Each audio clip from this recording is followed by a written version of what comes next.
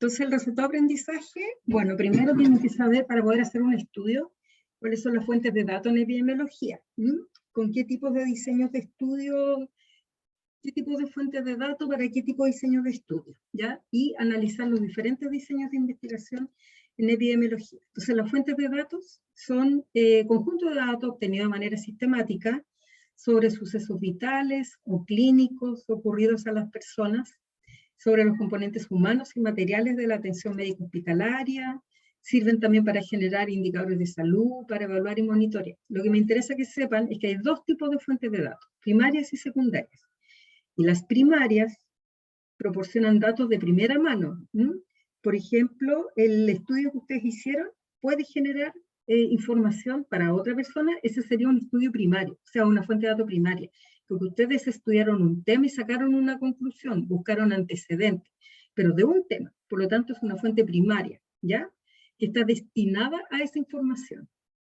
Proporcionan datos de primera mano, un tipo muy importante son los artículos científicos. ¿Qué ventajas? Bueno, información directa, de primera mano. Y desventajas, bueno, puede haber una apreciación crítica, puede haber que la información esté un poco sesgada, podría ocurrir eso. Ejemplos, libros, artículos científicos, tesis, patentes, trabajo de conferencias, películas, opinión de expertos y publicaciones oficiales, sitios web de un tema determinado, no un sitio web en que salga cualquier cosa. Y las secundarias son fundamentalmente información, por ejemplo, de las fichas clínicas, de los egresos hospitalarios, del INE, todos los datos que ustedes mismos buscaron para su antecedente, algunos buscaron datos del INE, que no son datos de salud, pero les sirven para hacer un estudio de salud, por ejemplo, ¿ya? La encuesta nacional de salud, cosas como eso. Consisten en compilaciones, resúmenes, listados y referencias publicadas sobre un tema. Ventajas. Más sencilla, facilita el acceso a las fuentes primarias, más económico buscar esa información. Las desventajas, bueno, hay que manejar uso de bases de datos y siempre va a ser más directa una información de una fuente primaria, pero muchas veces necesitamos una fuente secundaria. Por ejemplo, buscar los egresos hospitalarios por alguna enfermedad que a usted le interese estudiar, ¿ya?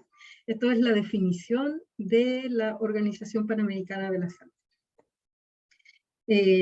Entonces ya las fuentes de datos primarias son estudios en los cuales se recogen datos con distintos fines, instrumentos de medición, y los secundarios son registros y documentos que ya existen, o llamados datos secundarios, como los censos, las estadísticas de mortalidad, natalidad, sociodemográfica, registros laborales, enfermedades de notificación obligatoria, egreso hospitalario, historias clínicas. Hay hartas fuentes de datos, tanto primarios como secundarios. Pero me interesa que recuerden entonces cuáles son las diferencias. Las primarias son fundamentalmente estudios, tesis, que se estudia un tema en particular y es muy específico. La secundaria es la mayor parte de la información que nosotros usamos en salud, ¿ya? Por ejemplo, la estadística demográfica, las estadísticas vitales, las estadísticas de morbilidad, estadísticas sobre recursos y servicios, por ejemplo, cuáles son los recursos humanos que tiene un hospital. Por ejemplo, alguien hizo un estudio del sistema de salud. Entonces, por ejemplo, podríamos ir a ver cuántas enfermeras y enfermeros hay por la población en Arica.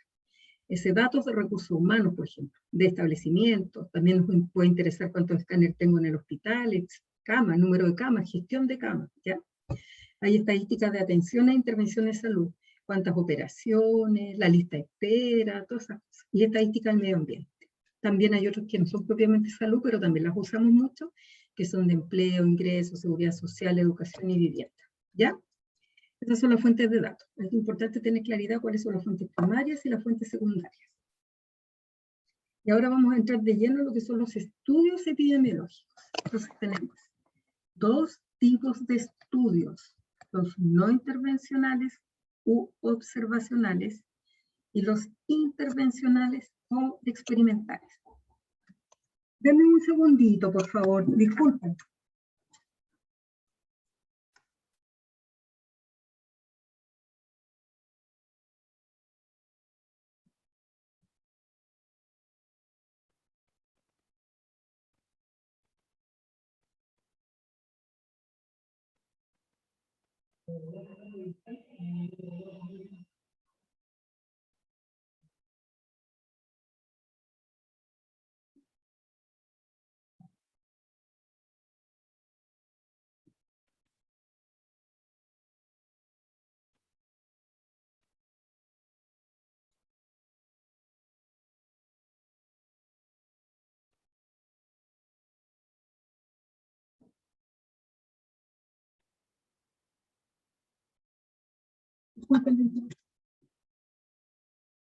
Ya, tenemos entonces estudios observacionales y experimentales. ¿Cuál es la diferencia entre ambos? Eso es muy importante que la conozcan. Los observacionales pueden ser de dos tipos, descriptivos o analíticos. Y esos son los que vamos a ver hoy día. Pero la diferencia entre ser un estudio observacional o de carácter experimental es esta. Si existe o no existe intervención desde el investigador, ¿ya? Si usted, por ejemplo, está haciendo una investigación, usted interviene, en el caso de una vacuna, usted define a quién le pone la vacuna. En un estudio, por supuesto. Entonces usted está interviniendo. Pero si yo solo observo, no intervengo como investigador, es un estudio observacional, ¿ya? Y son de los tipos que les señalé, descriptivos y analíticos. Aquí esto es lo mismo, la única diferencia es que hace mención a si existe intervención o no. Como les dije, hoy día vamos a hablar de estos estudios, de los observacionales. Aspectos generales de los diseños de investigación. Bueno, un diseño de estudio se entiende los procedimientos, métodos y técnicas mediante las cuales el investigador selecciona la población en estudio, recoge datos, los analiza y finalmente interpreta los resultados. El diseño es la conexión entre una hipótesis y unos datos. Los estudios pueden ser transversales. Entonces, por ejemplo, yo hago un estudio de prevalencia. ¿Se acuerdan de lo que era prevalencia? Y defino hoy día en Chile, o en el mes de noviembre, o esta semana, o el día de hoy, ¿cuántos pacientes diabéticos tengo? ¿Cuántos pacientes hipertensos? Entonces yo digo, voy a hacer un corte el día de hoy, voy a medir cuánta prevalencia hay de varias enfermedades crónicas. Y en un mismo estudio, cuántos son hipertensos, cuántos son diabéticos, cuántos son dislipidémicos, cuántos obesos. Eso es transversal. Pero tenemos otro tipo de estudios que pueden observar o hacer un estudio que comienza hoy día y termina en 10 años, 5 años, 1 año. ¿Ya? Por ejemplo, puedo estudiar una corte embarazada. La sigo durante los 9 meses que dura su gestación. O puedo mirar hacia atrás lo que pasó, y también es longitudinal en el tiempo, pero es hacia atrás. Entonces, tenemos los estudios observacionales, dejan que la naturaleza siga su curso, ¿ya? El investigador mide, pero no interviene. Estos estudios pueden ser de dos tipos, descriptivos y analíticos. El descriptivo solamente describe la frecuencia de una enfermedad en una población y a menudo es la primera etapa de una investigación epidemiológica. Un estudio analítico va más allá y analiza las relaciones entre el estado de salud y otras variables. Ya. Recuerdan que hablamos de que la epidemiología, el enfoque fundamental es medición de la frecuencia y comparación de la frecuencia de fenómenos observados. La descripción epidemiológica debe ser siempre la etapa inicial del estudio de las causas de una enfermedad de etiología desconocida. Una exhaustiva descripción del fenómeno permitirá la formulación de adecuadas hipótesis. Los estudios descriptivos nos dan cuenta de la frecuencia de la enfermedad, tipo de personas, quiénes la padecen, dónde, cuándo. La interpretación de esta información permite identificar grupos de riesgo, lo que conduce a la formulación de hipótesis causales. Cuando hablamos de un estudio descriptivo, estos no tienen hipótesis causal. Pueden generar información con la que posteriormente yo construyo una hipótesis causal y voy a realizar un estudio de otro tipo, ¿ya? Pero el descriptivo no tiene hipótesis causal. ¿Cuál es el objetivo de los descriptivos? Describir cómo ocurre un evento de salud en una población determinada, una enfermedad, un factor de riesgo. Tiene variables de descripción que son variables en relación a personas, lugar y tiempo. Habitualmente carecen de hipótesis. Dado que no están orientados a estudiar una causa, los estudios descriptivos no generan causalidad. Y después tenemos los diseños analíticos cuyo objetivo es descubrir causas de las enfermedades. Causalidad, explicar o predecir la ocurrencia de un evento. Por ejemplo, el cigarro produce cáncer de pulmón. Yo estudio una causalidad. En el descriptivo yo digo, hay tantos cáncer de pulmón en mi población. pero no busco cuál es la causa. Entonces la epidemiología descriptiva describe cuantitativamente un fenómeno de salud o enfermedad con la mayor precisión posible para que sirvan de base a políticas, planes y programas de salud pública concretos. También pueden identificar la magnitud o un número de personas que presentan una enfermedad o características de interés sanitario. Determinan la proporción de expuestos a factores de riesgo, por ejemplo, cuántas personas dislipidémicas tengo, o que tienen alguna característica que los hace más susceptibles o vulnerables a un fenómeno sanitario. Por ejemplo, cuántas mujeres son portadoras de papiloma, lo cual podría estar asociado con un cáncer de cuello cervicuterino. Pero no estoy buscando causalidad, solo estoy describiendo.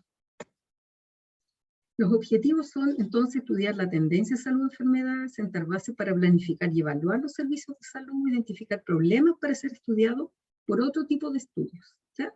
Yo veo, por ejemplo, que tengo tanta cantidad de papiloma en las mujeres y me aumenta el cáncer cervicuterino, pero no tengo la causalidad. Entonces yo digo, creo que aquí hay que hacer un estudio de otro tipo para poder sacar conclusiones. Yo solo me limito a describir. Y se utilizan medidas absolutas y medidas relativas. Recuerdan, las medidas absolutas son número de casos, número de pacientes, y las relativas son proporciones, tasas, etc. Son 5 las preguntas que se utilizan en los estudios descriptivos. No confundir con las variables, que son de 3 tipos: variables persona, variables tiempo, variables lugar. Pero las preguntas son: ¿quiénes están afectados? ¿Dónde se afectan? Territorio. ¿Qué? ¿Cuándo? ¿Y cómo? ¿Ya? ¿Qué se observa en un estudio descriptivo? ¿De qué se trata el problema de salud? ¿A cuántos afecta? ¿A quiénes afecta? ¿Dónde ocurre? ¿Y cuándo ocurre? Describen los problemas de salud según las variables: persona, lugar y tiempo.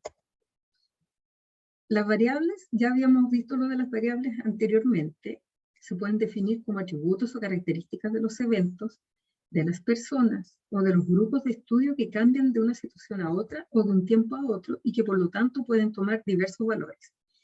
Son características observables y medibles, son cualitativas o pueden ser cuantitativas. ¿Ya? Entonces estas son las variables de descripción: persona, tiempo y lugar de ocurrencia. Variables. Las preguntas son otras, son 5. Todo lo que yo haga en mi estudio descriptivo tiene que ver con estas 3 variables.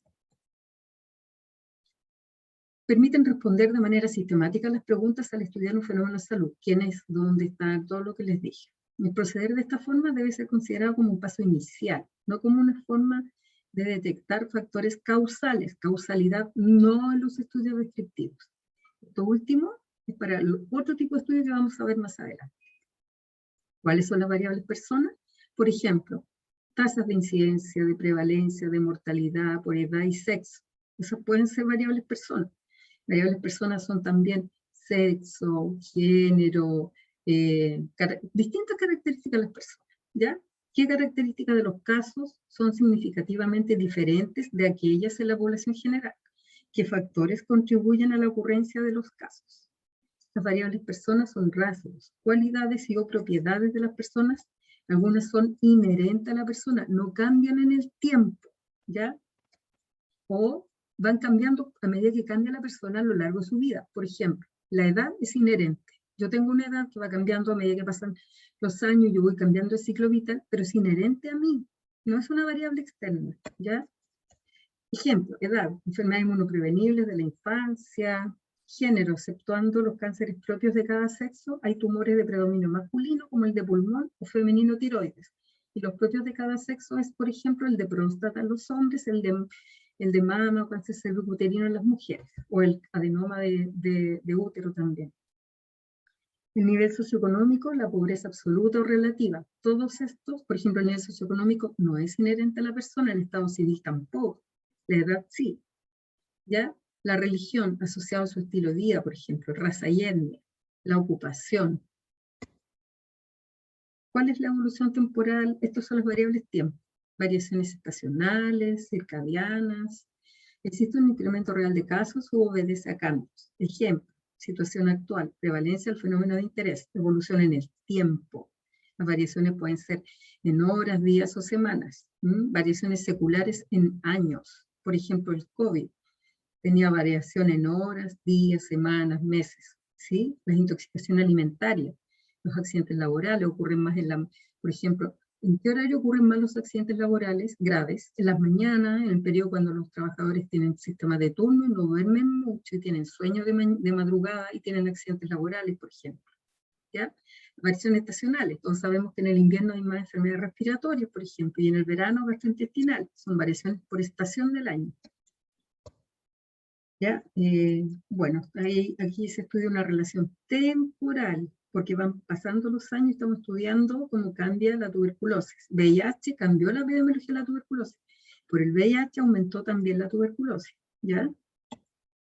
¿Cuáles son las variables lugar? Distribución geográfica de los casos. ¿Cómo son las tasas en distintos lugares? ¿Cómo es la tasa de tuberculosis y VIH en Arica y cómo es la tasa de tuberculosis y VIH en Punta Arenas, por ejemplo? ¿Cómo se dan los casos nuevos? ¿Cómo son las condiciones ambientales? Ya busca responder la distribución geográfica como las condiciones ambientales. Ejemplo, distribución por lugar de ocurrencia, país, región, provincia. Distribución por residencia, si vive en zona urbana o rural. ¿Quiénes se enferman más? ¿Quiénes acceden más al sistema de salud, por ejemplo? Distribución por lugar de trabajo, por microzonas, escuelas, unidades vecinales. ¿Ya? Aquí tenemos un ejemplo que está graficado, en que aparecen, por ejemplo, las zonas de Chile en relación a la cantidad de casos. ¿Dónde está la mayor cantidad de casos? Y esto se usa mucho, por ejemplo, para definir qué región está con cuarentena y cuál no. Casos dependiendo del territorio. En qué regiones aparecen más casos nuevos, dónde se hospitalizan más, cuáles son más graves, etc. Aquí se muestra un mapa de casos de muertes y los curados o resueltos en el mundo, ¿ya? Entonces aquí uno puede ver dónde está la mayor cantidad de casos. Eso también es lugar. ¿Dónde está el peor aire? En la región metropolitana. ¿Dónde está la mayor contaminación ambiental? La zona poniente. La mayor cantidad de infecciones respiratorias, la zona poniente, ¿ya? Y hay otro tipo de distribución que junta lo que es tiempo y lugar. Y ahí hablamos de endemia, epidemia y pandemia. Esto lo tienen que saber. La endemia, presencia habitual de una enfermedad en una área geográfica determinada. Por ejemplo, ¿cuántos casos de hepatitis A hay todos los años en determinada época? O ¿cuántas meningitis hay al año en Chile? Eso es una endemia, la cantidad de casos que normalmente hay. Y una epidemia es cuando una enfermedad en una comunidad, región o grupo aumenta en exceso respecto de lo esperable, de los casos normales que tenemos todos los años. Cuando es pandemia, cuando es una epidemia mundial, como el COVID. Cuando es un brote de enfermedad, cuando hay un aumento explosivo de los casos, repentino y rápido, ¿ya? Y que deben, como característica, están limitados a personas con una exposición en común, por ejemplo, una intoxicación alimentaria. Hay varias personas enfermas y hay una característica en común que fue el alimento que consumieron, ¿ya? Entonces está graficado. Esta es una endemia, es el número de casos que normalmente vamos a encontrar en un país, en una región, en una comuna. La epidemia es cuando estos casos se disparan, más allá de lo que normalmente ocurre. Endemia, epidemia. Entonces un brote sería esto, pero disparado, sí, un pico, pero breve también. Y todas las personas del brote tienen alguna característica en común, ¿ya? Y la pandemia es esto, lo mismo, pero amplio en varios países. Tenemos diseños según el periodo o secuencia de las variables, por lo que les decía, puede ser transversal, que uno mide en un momento, por ejemplo, hoy día. Es rápido, económico y da información muy general, ¿ya? No es muy específica esa información, pero me puede servir mucho. Y están los estudios longitudinales, que vamos a ver un comportamiento en el tiempo. Como hay que hacer un seguimiento a más largo plazo, es más caro también. Ya tenemos que invertir más recursos. ¿Cuáles son las etapas de un estudio descriptivo? Estas.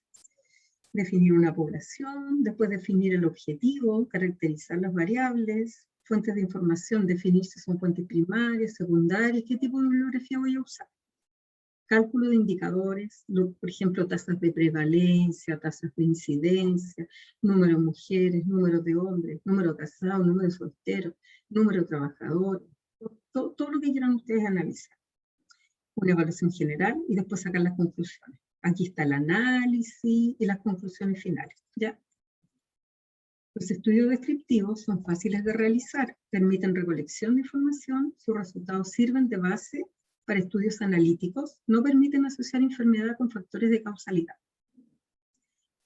En resumen, los estudios transversales tienen una población de interés, de esta, por ejemplo, Chile, pero yo no puedo estudiar a todo Chile, entonces voy a definir una muestra o un grupo de personas tratando que sea representativo de la población de interés. Pero esta va a ser mi población en estudio, esto en el presente, porque es un corte, ¿ya? Entonces voy a estudiar cuáles son las personas que tienen el factor presente y cuál es el factor ausente. También voy a estudiar cuántos enfermos tengo y cuántos sanos tengo, pero no busco causalidad, ¿ya? Solamente describo. Otro estudio importante, además de los descriptivos, son unos estudios que están en etapa intermedia, que podrían ser de tipo descriptivo o podrían ser de tipo analítico, ¿ya? Hay 4 tipos fundamentales de estudios ecológicos. ¿Cuál es la característica de un estudio ecológico? La característica es que la unidad de observación y análisis es una población. No es solamente mi grupo de estudio, sino que una población completa, como un todo conglomerado, ¿ya? Utilizan datos secundarios, no han sido recogidos para propósitos del estudio. Recuerden lo que es un dato secundario. Están disponibles como parte de estadísticas habituales de una población. Y pueden ser descriptivos o analíticos. Tenemos los exploratorios, que comparan tasas de enfermedad entre muchas regiones continuas durante un mismo periodo, o se compara la frecuencia de la enfermedad a través del tiempo en una misma región. En ninguno de los dos casos se hace una comparación formal con otras variables de los grupos, y el único propósito es buscar patrones espaciales o temporales que podrían sugerir hipótesis sobre las causas. Están los estudios de grupos múltiples, que es el más común, que este sí es un estudio analítico de comparación de grupos múltiples. Se evalúa la asociación entre niveles de exposición promedio y la frecuencia de la enfermedad entre varios grupos, comúnmente grupos geopolíticos. Aquí yo hago un seguimiento de estos grupos que estoy estudiando en el tiempo, por eso es un estudio analítico, ¿ya? También están los estudios de series de tiempo. Se comparan variaciones temporales de los niveles de exposición. Están los estudios mixtos, que se incluyen los estudios de series de tiempo combinadas con la evaluación de grupos múltiples, ¿ya? No me interesa que se sepan todos los estudios ecológicos, los tipos que hay, pero sí me interesa que sepan que la unidad de observación es una población y que yo le hago seguimiento a la población, que pueden ser solamente descriptivos o pueden ser analíticos y yo los observo en el tiempo. Y bueno, hay varios tipos, ¿ya?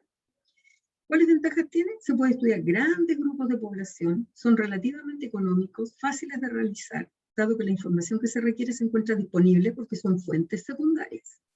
Disponibilidad actual de múltiples fuentes de datos secundarios que pueden recuperarse y utilizarse para este tipo de estudios. Pueden ser nacionales o internacionales. ¿Cuáles son las desventajas? Que yo sé lo que le pasa a la población, pero no a nivel del individuo. La asociación entre la presencia y factores de riesgo y la enfermedad, por lo que tienen capacidad muy limitada para inferencia causal. Entonces, a pesar de que podrían ser analíticos, no es muy adecuado para hacer inferencia causal.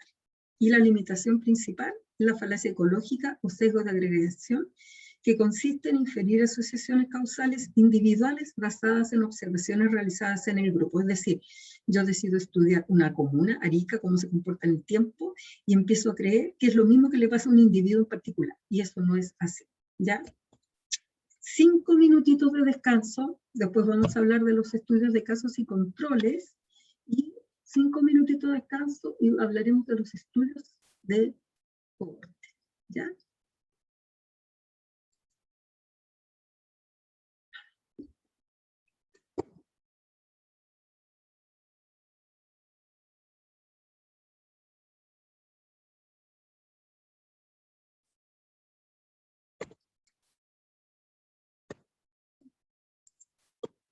Entonces, ya vimos los estudios descriptivos, vimos en general los estudios transversales, que son llamados también estudios de prevalencia, que puede ser un corte o puede ser periodos, pero son transversales. Y los estudios ecológicos someramente, que su característica principal es que la unidad de estudio no son individuos o pequeños grupos, sino una población. Y hay distintos tipos de estudios ecológicos, ¿ya? Vamos a ver estudios muy importantes que son los de casos y controles y los estudios de cohorte. ¿Qué son los estudios de casos y controles? Primero, son estudios longitudinales, ¿ya? Segundo, son estudios que se inician hoy, pero se busca información hacia atrás, es decir, retrospectiva. Entonces, la dirección de la investigación es hacia atrás. ¿Cómo parto? Parto estudiando casos, parto estudiando población que tiene un factor de riesgo o que está enferma, depende qué es lo que quiero estudiar. Quiero estudiar hipertensos, quiero estudiar población que tiene un accidente cerebrovascular. Yo defino qué son mis casos, cuáles son las personas con la enfermedad o el factor de riesgo también. Y cuando defino los casos, yo quiero saber qué pasó hacia atrás con esos pacientes que tenían, que habían su historia, hicieron que hoy día fueran un caso o se hayan enfermado, ¿ya? Entonces yo voy a definir cuáles son mis casos o mis enfermos, voy a buscar un grupo que no tenga la enfermedad, pero que tenga las mismas características, todas las demás características iguales, excepto esa enfermedad.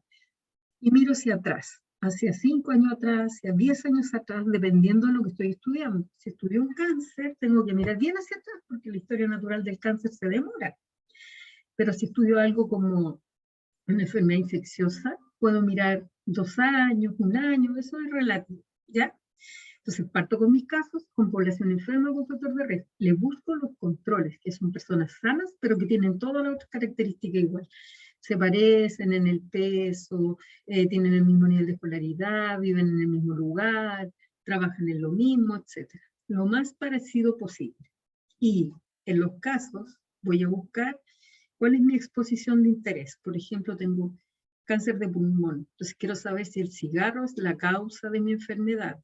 Entonces miro hacia atrás, en los que tienen el cáncer hoy día, quiénes estuvieron expuestos a fumar y quiénes no. Voy a mirar en los controles, los que están sanos, quiénes fueron expuestos a fumar y quiénes no estaban expuestos a fumar, ¿ya? Y ahí voy a hacer un cálculo para saber si se enferman más los expuestos que los no expuestos, ¿ya? Se compara un grupo de individuos en los que está presente la variable dependiente o efecto, denominados casos, con un grupo de individuos en los cuales está ausente la variable dependiente, denominados controles. La única diferencia entre casos y controles es la enfermedad o factor de riesgo que estoy estudiando, ¿ya? Entonces se comparan respecto a la presencia o exposición en el pasado, antes que comience la enfermedad en los casos, a la o las variables independientes que se consideran como posibles factores de riesgo o causas de enfermedad en estudio. ¿Ya? Este cuadrito es lo mismo, pero está diagramado de otra forma para que lo entiendan bien. ¿Ya? Entonces aquí tengo mis casos, son mis enfermos, y miro hacia atrás. ¿Cuál fue la exposición que tuvo? Recuerden que la exposición es la variable independiente y el efecto o enfermedad es la variable dependiente. ¿Ya? Y miro los controles hacia atrás. Estos son los sanos. Miro hacia atrás si estuvieron expuestos a lo mismo que ellos o no, desde el presente hacia el pasado. ¿Qué es lo importante del diseño? Bueno, defino la variable dependiente, defino la variable independiente, las fuentes de datos, los criterios de elección de los casos, la determinación y elección de los controles, que tienen que ser lo más parecido posible a los casos, pero no tener la enfermedad. ¿Cómo obtengo los datos? Obtener los datos, eliminar los sesgos. Los sesgos son errores que alteran los resultados de mi estudio, los vamos a ver más adelante. Voy a analizar mis datos, voy a definir el tamaño de la muestra, las fortalezas del diseño y las debilidades del diseño para tratar de neutralizarla. ¿Cuál es la variable dependiente? La llamada efecto o la enfermedad. Hay que definir bien qué es la enfermedad. Por ejemplo, si yo digo que mi enfermedad es ser hipertenso, ¿a qué le voy a llamar hipertenso? ¿A qué presión arterial? O si yo digo mi enfermedad que voy a estudiar es un infarto, entonces voy a decir, ¿a qué le llamo infarto? ¿A los que tengan dolor precordial, un electro alterado, enzimas alteradas? ¿O solamente le voy a llamar infarto a los que tengan el electro alterado? ¿O solamente a los que tengan enzimas alteradas? Yo tengo que definir mi caso, ¿ya? ¿A qué le voy a llamar VIH? Los que tengan, ¿qué tipo de examen? ¿Solo el LISA? ¿O examen confirmado? ¿O solo examen de laboratorio? ¿O voy a llamarlos cuando tengan laboratorio alterado, pero también clínica alterada? ¿Ya? La variable independiente o exposición es una característica biológica, social, una exposición ambiental, fumar, un contaminante en el ambiente, etc. Tenemos que definirlo objetivamente. ¿Qué es un expuesto? El que fuma, ¿cuántos cigarros? ¿El que fuma una cajetilla al día por 5 años? ¿El que fuma 5 cigarros diarios todos los días? ¿El que fuma ocasionalmente? ¿Qué vamos a llamar expuesto? ¿Ya? Y debe ser anterior a la enfermedad. Luego tengo que entonces elegir la fuente y la elección de los casos, las precauciones en la elección de los controles, no debe tener la enfermedad, tienen que ser sanos, tienen que ser muy parecidos a los controles, excepto, o sea, los casos excepto de lo que estoy estudiando, ¿ya? Después obtengo los datos y trato de controlar mis errores sistemáticos o sesgos. ¿Cuáles son los sesgos más frecuentes en el estudio de casos y controles? El sesgo del sujeto observado, el más importante es el sesgo de memoria, porque como este estudio va hacia atrás, a veces las personas no se acuerdan lo que hacían hace 5 años atrás, si estoy estudiando 10 años para atrás en un cáncer, menos se acuerdan, entonces se olvidan de algunos comportamientos o cosas que hicieron. ¿Cuánto fumaba usted hace 10 años atrás? Y la persona no está segura si fumaba 3 cigarros, 10 cigarros, y puede dar un dato erróneo que lleva a un resultado inadecuado, ¿ya? Errores sistemáticos son más frecuentes también. Por ejemplo, los sesgos de selección de casos. Puede que los casos no sean representativos. Sesgo de selección de controles. Elegí mal los controles. No se comportan igual que los casos. Son menores o mayores. Por ejemplo, si estoy estudiando cáncer de pulmón y mis casos tienen en promedio 50 años y mis controles tienen en promedio 70 años, me va a dar casi la misma tasa de cáncer, porque los pacientes a medida que pasan los años pueden tener cáncer por otras razones, no solo por el fumar. Entonces voy a confundir mis resultados. Por eso tengo que asegurarme que tengan la misma edad y que tengan las otras características similares. ¿Ya? Otros sesgos. El de control. El registro de las entrevistas previas y las entrevistas ciegas. Tratar de no saber si ese paciente está expuesto o no para no dirigir los resultados. El sesgo del observador. Conocer la hipótesis. Cuando yo sé que los pacientes están enfermos, puedo equivocarme en análisis. ¿Ya? ¿Qué otra cosa es importante? Los análisis de los datos. Parto con lo más sencillo a lo más complejo. Establezco la proporción de expuestos. Si las proporciones son diferentes, tengo que aplicar test estadísticos para ver si la diferencia es estadísticamente significativa. Eso lo vieron ustedes en bioestadística, me imagino. Y algo que se deben acordar mucho, que son los intervalos de confianza, ¿se acuerdan? El valor y la fuerza de asociación entre la exposición y la enfermedad o consecuencia a través de la razón de disparidades u odds ratio. Denme un minutito.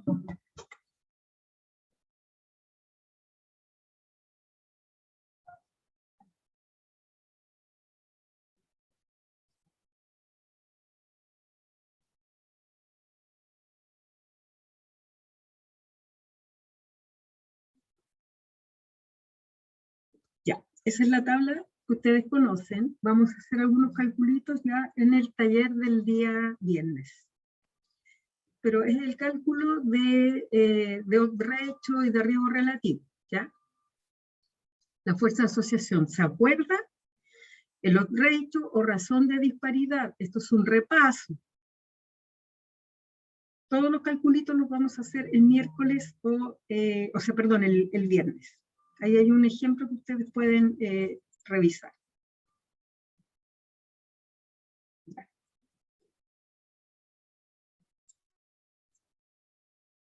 Necesito que me esperen unos 3 minutitos.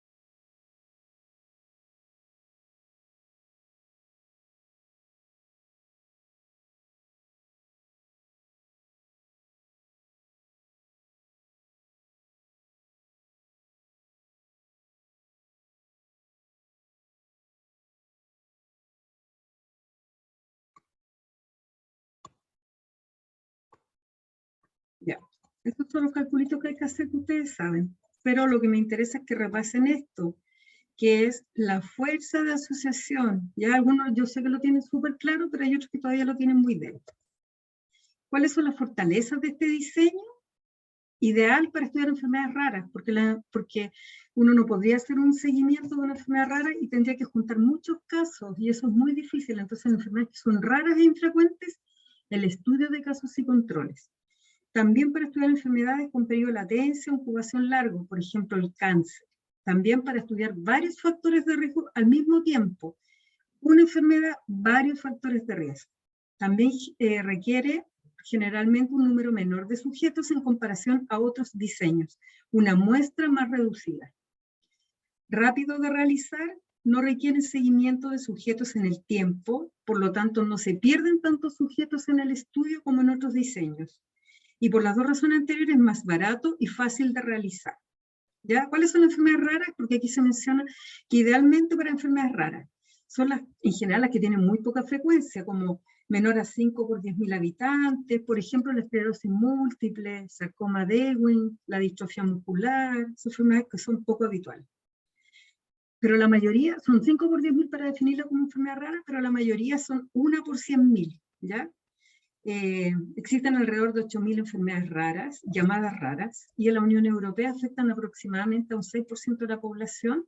Este dato porque ellos tienen registros, por eso lo sabemos. ¿Cuáles son sus debilidades? Generalmente no se puede calcular la incidencia, por lo tanto solo se estima el riesgo relativo mediante los ratios. Eso también lo vimos anteriormente. La relación temporal entre exposición y enfermedad, causa-efecto, no es segura por ser información retrospectiva. Sesgos de memoria. Las personas, cuando uno le pregunta algunos años para atrás, se olvidan de algunas cosas. Por ejemplo, si a usted le preguntan ¿qué almorzó la semana pasada?, ya olvidó algunos días. Sesgos de información provenientes de la forma de recoger la información y sesgos de confusión. Los casos y controles podrían ser distintos entre ellos, no solamente en la enfermedad que estoy estudiando, sino en otros factores. ¿Ya? Este es el diseño de caso y control. Ahora vamos a ver los estudios de cohorte.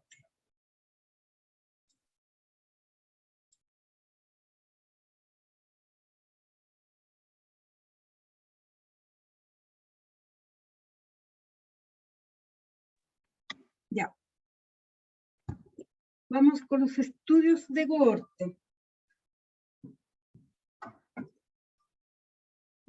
Estos son estudios observacionales, porque el investigador no interviene. Son analíticos, porque son los más importantes para buscar causalidad, ¿ya? Y son también longitudinales. ¿Qué es lo que es un estudio de cohorte? Bueno, una cohorte está basada en este concepto. Una cohorte romana era una unidad táctica constituida en general de un solo tipo de soldado en el ejército romano. Entonces van así ordenados, como cohortes. Cada una de estas líneas es una cohorte. Y ellos se enfrentaban en la batalla también por líneas, una línea, dos líneas. Entonces, esto es una cohorte, un conjunto de personas con alguna característica común en el tiempo y que son seguidas por un periodo de tiempo. Por ejemplo, los nacidos en un año determinado, los ingresados a la carrera de medicina en 2015, los que ingresaron a un trabajo en un año, etc. Características generales. La exposición es una característica asumida voluntariamente por los sujetos y en ningún caso impuesta por los investigadores. Al comenzar la observación, los sujetos no deben tener la enfermedad. A diferencia de los otros, acuérdense de estudios de casos y controles, parto con los enfermos. Estudios de cohorte, parto con los sanos. Dado que hay un seguimiento en el tiempo, son estudios prospectivos. A diferencia del diseño de casos y controles, se parte de la causa hipotética. Se parte de la exposición, en el otro se parte de la enfermedad. Hay dos tipos de estudios de cohorte, prospectivo concurrente y el cohorte histórico o prospectivo no concurrente. ¿Cuál es el concurrente? Cuando el seguimiento de la cohorte comienza hoy día con los expuestos y los no expuestos, el grupo de control, el no expuesto. Aquí partimos con sanos. Estoy comparando los expuestos y de qué forma en el tiempo aparece la enfermedad, ¿ya? La exposición y la enfermedad se valoran de manera conjunta a través del tiempo y la calidad de las mediciones puede ser controlada por los investigadores. En el otro yo puedo estudiar, ¿se acuerdan? Puedo estudiar varias cosas simultáneamente. La cohorte histórica o prospectivo no concurrente. Es una cohorte que se identifica en el pasado y se sigue hacia adelante, pero desde el pasado. Las cohortes deben haber estado libres de la enfermedad y son rastreadas desde el pasado hasta que el evento esperado aparece o se llega al presente, lo cual puede marcar el fin del seguimiento o bien se prosigue la observación hacia el futuro. Ejemplo, la bomba nuclear. La bomba nuclear que fue lanzada en 1944, y desde esa fecha hacia adelante se hace seguimiento de esas personas para ver si aparece algún tipo de cáncer. No es un estudio caso-control donde la enfermedad es en el presente y yo miro hacia atrás en la exposición. No, aquí yo miro desde atrás personas sanas y voy viendo cómo aparecen las enfermedades, ¿ya? Aquí hay varios ejemplos de algunos estudios de cohorte, solo para que tengan una idea, no es necesario que se los sepan. Este es el diagrama que representa los estudios de cohorte. Entonces aquí tengo, ¿qué tengo aquí? Población sana, ¿ya? En el otro, población enferma. Entonces, voy a estudiar. Los expuestos sería el Apgar bajo. El Apgar alto, los no expuestos, ¿sí? Los voy a seguir en el tiempo. ¿Cuántos de los niños que tuvieron un Apgar bajo al nacer, es decir, que tuvieron asfixia perinatal, tienen enfermedades? ¿Cuáles son sanos? Y de los que no tuvieron asfixia, ¿cuántos son enfermos, cuántos son sanos después, en el futuro? Para saber si los que se expusieron a un sufrimiento fetal tienen más enfermedades que los otros. ¿Ya? Ya, este es un no concurrente. ¿Ya? Entonces yo voy a mirar desde el año 2009 para atrás, y estoy en el año 2015. Miro hacia atrás. Digo, a ver, de los recién nacidos del 2009, voy a ver, seguir los que tienen Apgar bajo, los que tienen Apgar alto, y cuántos se enfermaron en este periodo de tiempo. Ahí están los dos tipos de cohorte, concurrente y el otro. ¿Cuáles son los aspectos importantes de este tipo de diseño? Que tengo una hipótesis etiológica precisa y operacional, porque estoy buscando causalidad. Definición de variables independientes de la exposición a ella. Definición y validación de instrumentos destinados a medir la exposición, el efecto y la forma de obtener esa información. Fuente y criterios de elección de las cohortes que se van a comparar. Seguimiento de las cohortes. Análisis de los datos. Sesgos frecuentes. Controlar los sesgos posibles. Y cuáles son las ventajas y desventajas. Yo tengo que analizarlo antes de decidir qué estudio voy a hacer. ¿A qué se refiere la hipótesis? Es un diseño que se emplea cuando hay evidencias sólidas de que un factor determinado puede ser la causa de una enfermedad. No lo estudio por si acaso, sino que ya hay alguna evidencia. Y su justificación y ejecución requiere la presencia de una hipótesis fundamentada de la asociación entre dos variables y factible de investigar. La variable hipotéticamente causal debe estar definida con claridad. ¿Cómo definimos consumo de aspirina? O fumador o no fumador. ¿Con cuántos cigarros al día y por cuántos años vamos a llamar que es fumador? Porque si fuma muy poquito probablemente no va a aparecer cáncer y entonces vamos a tener resultados confusos, ¿cierto? O débiles, o una asociación causal muy débil. Cuesta un poquitito más definir algunas variables cuando son de tipo psicológico o emocional, ¿ya? En términos de expuesto o no expuesto y su medición pueden surgir dificultades. Por ejemplo, ¿qué denominaremos expuesto o no expuesto a radiación ultravioleta y su relación con cáncer de piel? Vamos a decir a las personas que toman cuántas veces sol en la semana, en el año, que trabajan al sol, ¿ya? Entonces, es necesario tener definiciones claras, precisas y explícitas en el proyecto de investigación y en la publicación de resultados para fines de comprensión y comparación de resultados, ¿ya? Según la naturaleza o tipo de variable independiente a investigar, se pueden usar diversos instrumentos para medir su presencia, intensidad o frecuencia. Entrevista, cuestionario aplicado, autoaplicado, examen de laboratorio, etc. La aparición de la enfermedad debe establecerse con el procedimiento diagnóstico más válido aceptado, ya sea una biopsia, un examen de laboratorio, etc. La validez de un instrumento significa que mide lo que quiere medir. Por lo tanto, es necesario que los investigadores señalen las formas de validación del instrumento empleado. ¿Cómo validar la respuesta a un cuestionario? Eso es algo que uno tiene que resolver cuando inicia el estudio. Fuente y criterios de elección de las cohortes que se van a comparar. Depende de lo que se desea investigar. Si el interés es una exposición a un contaminante en el ambiente de trabajo, las cohortes se formarán con trabajadores de ese tipo de labor. Por ejemplo, si se desea investigar exposición a plaguicida y problemas de fertilidad en varones, se considera a este tipo de trabajador, ¿ya? En ocasiones se eligen ciertos grupos profesionales por la mayor facilidad de seguimiento, mejor información sobre la exposición, permanencia en el estudio. Por ejemplo, la relación tabaco y cáncer de pulmón se estudió en la cohorte de médicos ingleses. Con eso uno evita también que se le pierdan las personas que están en el estudio, ¿no? Otras alternativas es seleccionar una cohorte de una localidad determinada, como en el estudio de Framingham. Aspectos metodológicos centrales en un estudio prospectivo es la pérdida de sujetos, porque como son varios años que hay que seguirlos, las personas se cambian de región, de ciudad, de trabajo, entonces se pierden, es complejo, se pueden debilitar los resultados, entonces se requieren estrategias para disminuir la pérdida de sujetos. ¿Cuál es el porcentaje? Entonces uno tiene que decir ya, mi estudio va a ser válido hasta un porcentaje de tantas personas que se vayan del estudio.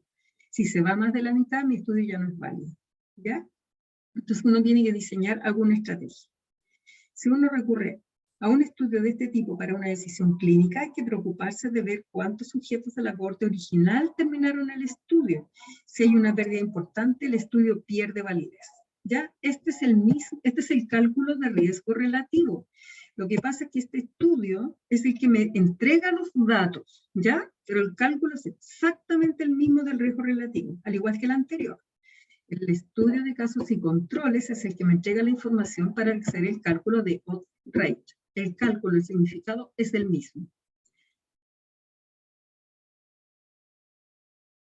Bueno, y aquí tenemos un cálculo que lo vamos a hacer en el taller también, para repasarles y repasarles. Que es respecto de algunos cálculos de incidencia acumulada. Vamos a calcular también densidad de incidencia, pero con otros datos, ¿ya? Con otros cálculos, con otros ejemplos. Aquí hay varios calculitos que vamos a hacer en el taller para que les quede bien clarito.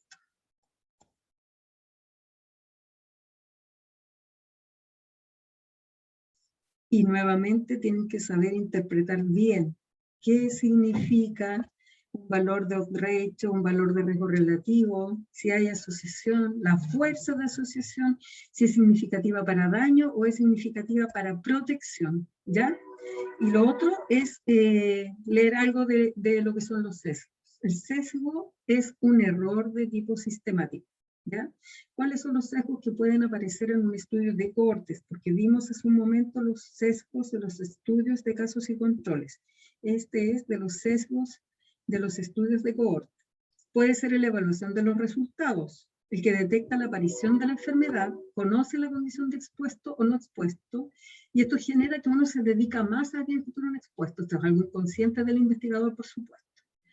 También están los sesgos por falta de respuesta. Si la falta de respuesta no es aleatoria entre expuestos y no expuestos, los resultados pueden ser difíciles de interpretar o pueden ser débiles. El sesgo de seguimiento es cuando se van las personas del estudio. Si se van muchas personas, mis resultados tampoco van a ser concluyentes, ¿ya? ¿Cuáles son las ventajas de un estudio de cohorte? No hay duda alguna sobre la relación temporal entre la variable independiente y la variable dependiente, porque yo estoy vigilando personas sanas y voy a estar cuando aparezca la enfermedad. Por lo tanto, sé cuál es la causa y cuál es el efecto. Es el único que me permite establecer el riesgo relativo y el riesgo atribuible. Me permite calcular incidencia acumulada y tasa de densidad de incidencia, ¿ya?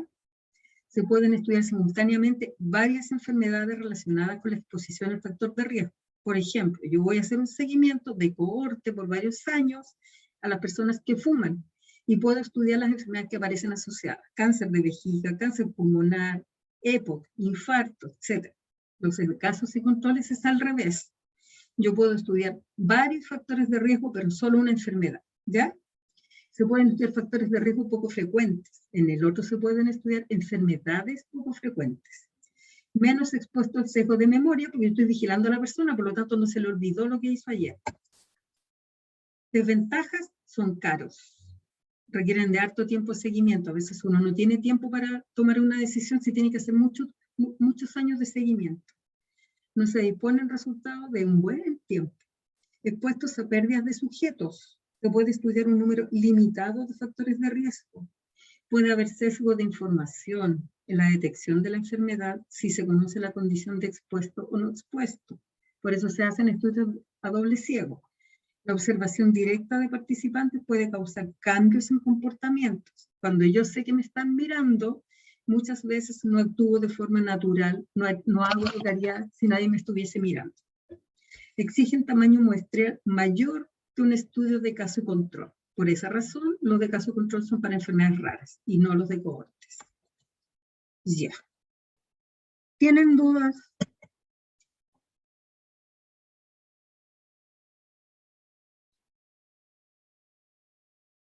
Profe, Sí. ¿el metaanálisis sería un descriptivo o es otro tipo diferente? Descriptivo. Sí, lo que pasa es que hay más tipos de estudios descriptivos. Sí, están dentro de las posibilidades. Como también las series de casos, en que yo estudio un caso de un paciente, una persona, y lo comparo con otro y hago un análisis de 3 casos, cuando tengo a veces un caso raro y lo publico. Y el metaanálisis, ¿qué es lo que hago en el metaanálisis? Yo me interesa estudiar una enfermedad en particular y busco toda la información bibliográfica disponible de esa enfermedad, por ejemplo, o de esa relación causal. Pero tiene una metodología específica, ¿ya? No es como que yo lea 10 artículos, no. Tengo que elegir un tipo de artículo con un tipo de información, ver si los artículos tienen validez suficiente, la calidad metodológica del estudio. Luego que elijo los estudios, aplico una metodología. Ese es el metaanálisis. Es un tipo de estudio muy útil, en verdad se usa harto, porque hay a veces muchas limitaciones de recursos y de tiempo para hacer algunos estudios. Pero el metaanálisis no me permite asociación causal. La asociación causal solamente la puedo hacer con ese tipo de diseños que yo les mostré, más los experimentales que los vamos a ver en la próxima clase. Sin embargo, el metaanálisis se usa muchísimo, ¿ya? Pero no es uno de estos tipos de diseño, por eso no se los menciono. Entiendo, profe. Gracias. ¿Alguna otra consulta?